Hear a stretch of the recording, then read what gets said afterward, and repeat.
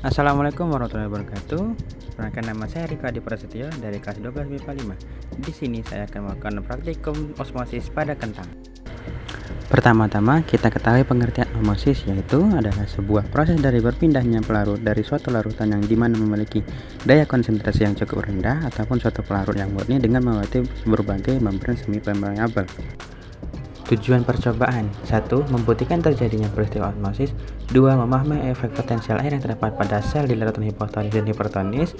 3. Mengetahui perubahan pada kentang usai dilakukan eksperimen. Ada beberapa faktor yang mempengaruhi osmosis. Yang pertama suhu, yang kedua keterlarutan lipid, yang ketiga luas permukaan membran, dan yang keempat ukuran molekul. Alat dan bahan. Alat yang digunakan yaitu ada cup gelas, ada timbangan digital,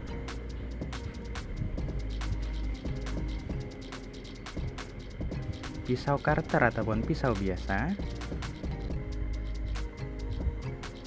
sendok teh dan sendok makan, dan penggaris. Kemudian bahannya ada air suling, kedua garam halus, dan terakhir adalah kentang. Langkah pengerjaan: pertama-tama, potong kentang dengan pisau atau Carter menjadi 4 bagian sama dengan ukuran masing-masing 1x7 cm.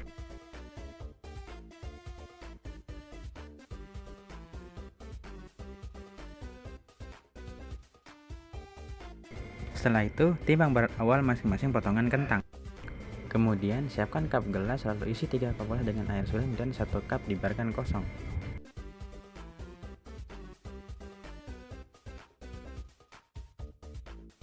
Masukkan garam sebanyak 1 sendok teh pada gelas cup dengan label 5% garam, kemudian aduk sampai rata.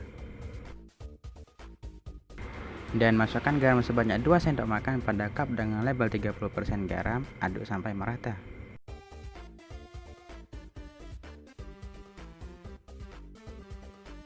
Setelah itu, masukkan masing-masing kentang ke dalam masing-masing cup gelas.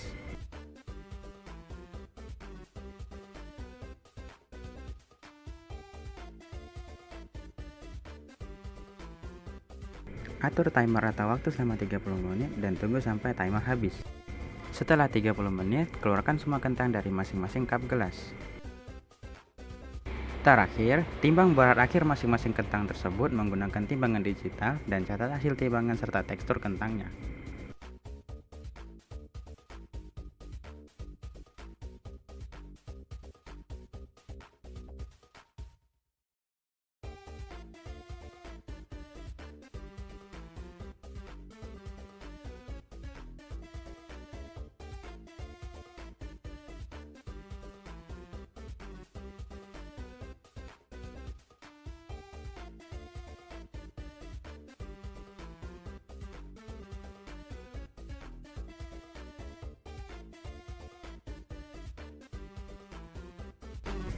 Hasil pengamatan dan jawaban pertanyaan.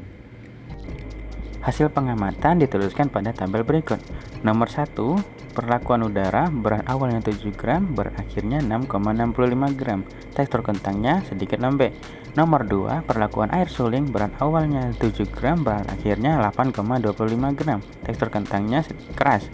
Nomor 3, air suling ditambah garam 5%, berat awalnya 7 gram, berat akhirnya 5,83 gram. Tekstur kentangnya lembek.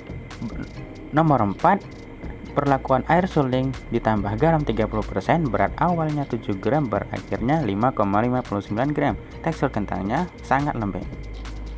Pertanyaan nomor 1, kentang manakah beratnya bertambah? Mengapa? Jawab, kentang yang beratnya bertambah adalah kentang yang direndam air suling.